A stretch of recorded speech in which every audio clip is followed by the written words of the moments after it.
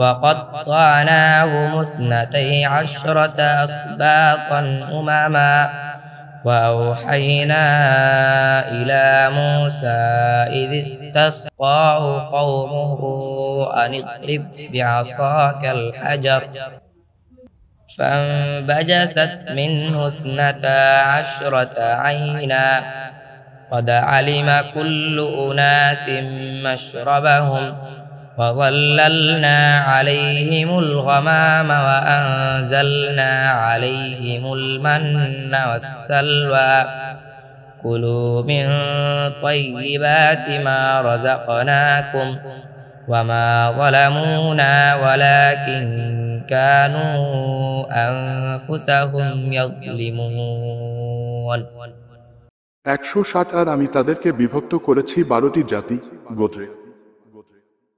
আমি মূসার কাছে ওহী পাঠালাম যখন তার কওম তার কাছে পানি চাইল যে তুমি তোমার লাঠি দিয়ে পাথরে আঘাত কর, ফলে এ থেকে উৎসারিত হলো 12টি ঝর্ণা। প্রত্যেক গোত্র চিনে নিল নিজদের পানস্থান।